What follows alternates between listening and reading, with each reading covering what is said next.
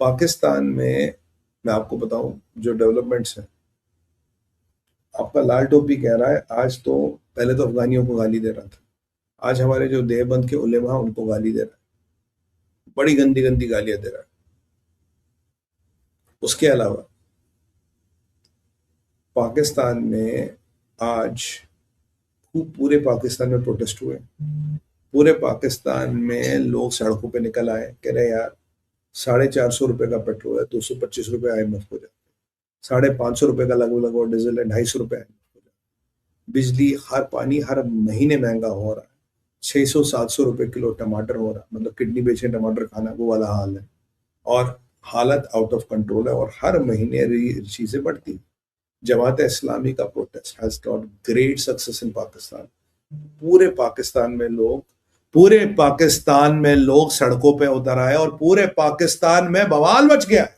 पूरे पाकिस्तान की जनता सड़कों पे निकल आई है और इन्होंने बोला कि नहीं, हमें तो IMF ने कहा, कह रहा do hell with IMF। Pakistan के लोग कह रहे डू हेल विद IMF, हमें IMF से कोई मतलब नहीं, तुम भुगतो IMF को।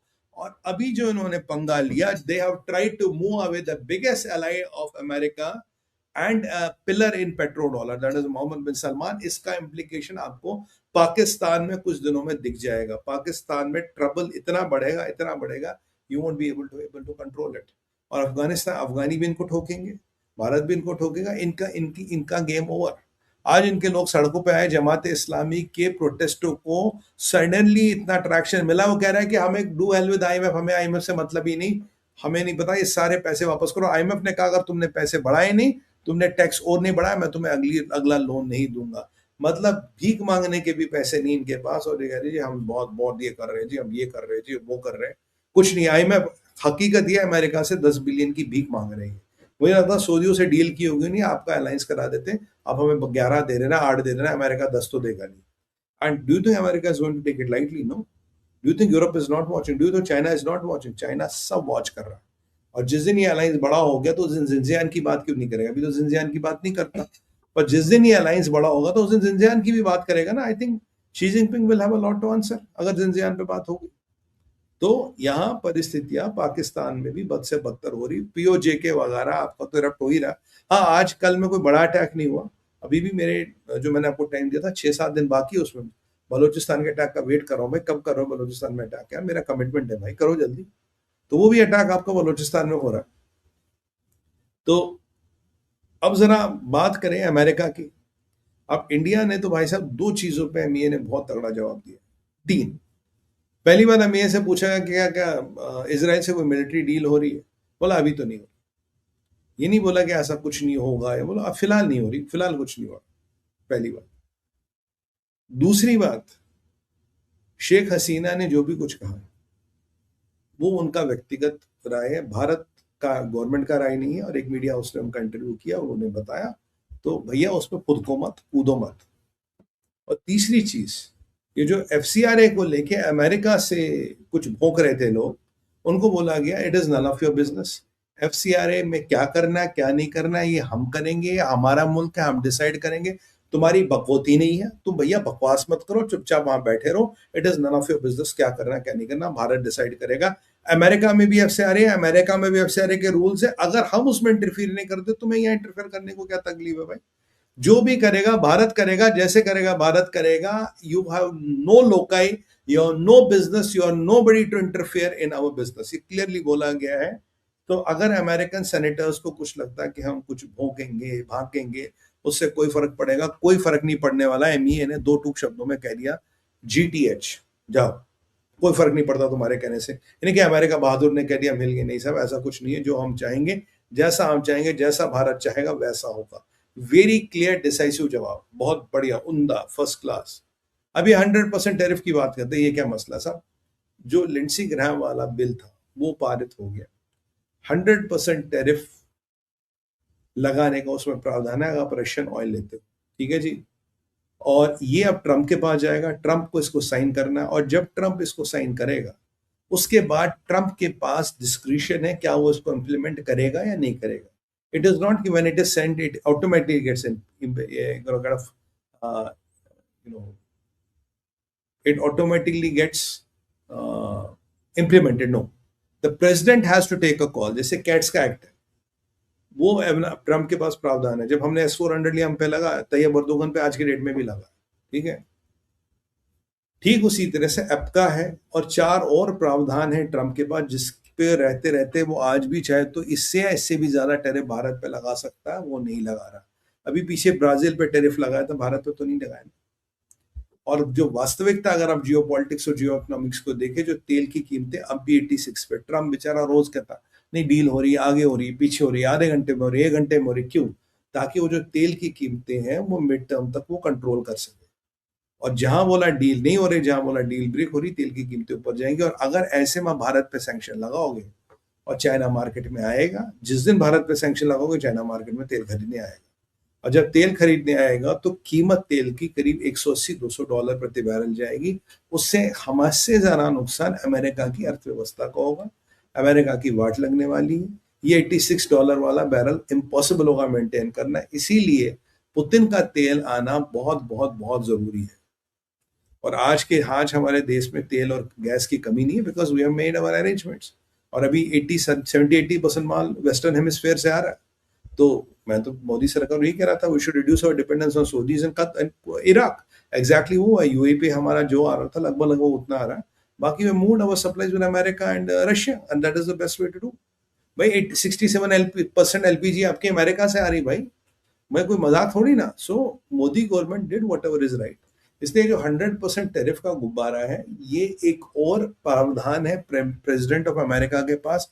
प्रावधान होने का मतलब नहीं वो उसको यूज करेगा, it's basically a tool which he has, and he already has couple of tools. If he wants without this प्रावधान भी वो यूज कर सकते हैं अगर वो चाहे।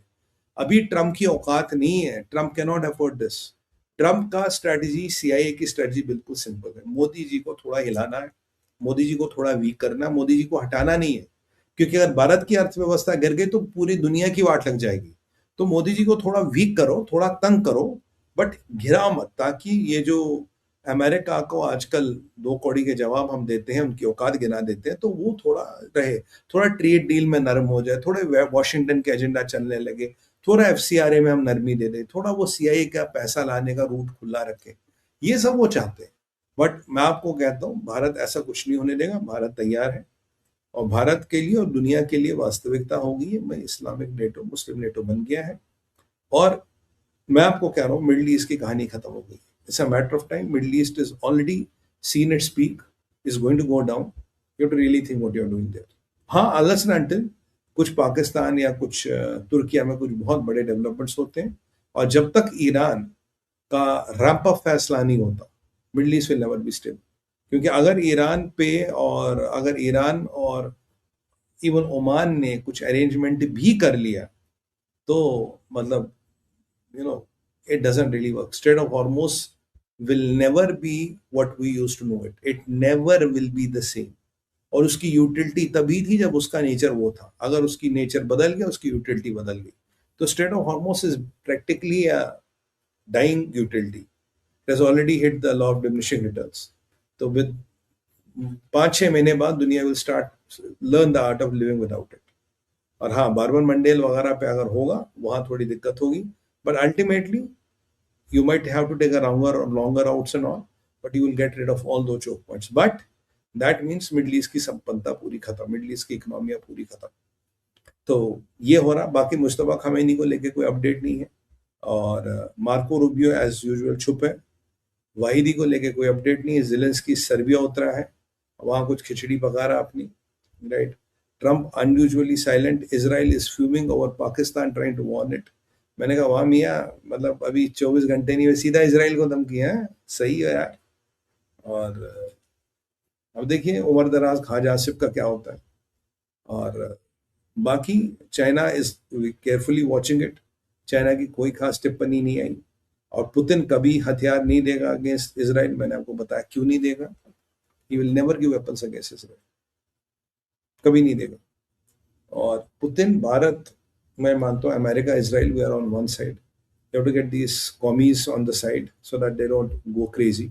चाइना, अगर आपने चाइना को अपने साथ ले लिया, इनको दुनिया भर में जो अलायंस बनाना है बनाने दो। एक दिन ये खुद वॉलेंटरली आएंगे कि हमने अलायंस छोड़ दी, no interest in that alliance. But Tayyip Erdogan has cross the red line, ये मैं आपको गारंटी दे रहा हूँ। और अगर कतर ने ज्वाइन कर लिया they will cross the red line, अगर इजिप्ट ने ज्वाइन कर लिया they will cross the red line, Iran join कर सकता है, बिकॉज ईरान ज्वाइन करके at least they will ensure that they have got some kind of a face. और America अगर मिडल ईस्ट से निकल गया, गार्ड रेल्स आर ओवर। 8 से 10 साल में आप इसका इम्प्लीकेशन देख लो। मुझे एक कंट्री बताओ जहां से अमेरिका निकला और जो चली है। जहां से अमेरिका निकलता है वो धरती ही शापित हो जाती है, वो धरती की ऐसी तैसी हो जाती है, कभी नहीं चलती। अमेरिका के निकलने का मतलब है आप पूरी वहां की व्यवस्थाएं खत्म, पूरी व्यवस्थाएं खत्म, and CIA will become full time after you. और गॉफमैन का ऑपरेशन भी है, गॉफमैन भी अपने रेजिम को टॉपल करने का ऑपरेशन कर रहे हैं। सो इट्स अ वेरी एक बड़ा समुद्र मंथन टाइप की परिस्थिति है।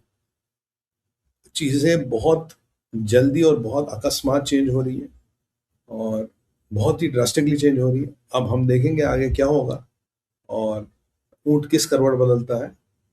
बाकी हमास, हिजबुल्ला, ये सब कहानियां, इनकी बमबारी ये सब जारी है। अभी मेरा मेन फोकस इस मक्का अलायंस पे है और इसके इम्प्लीकेशंस पे और इसके रैमिफिकेशंस पे है। But again will live through it, will pass through it, will go through it. Bharat knows how to survive, and Bharat के ऑपरेशन सिंदूर में हमने प्रूव कर दिया था हमें सर्वाइव करना आता।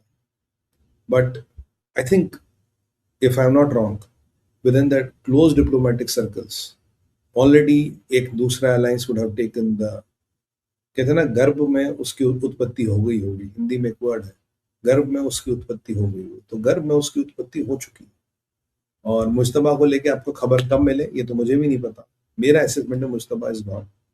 अब ये खबर कब निकाले, क्या निकाले, it's a different issue, but it is going to be interesting.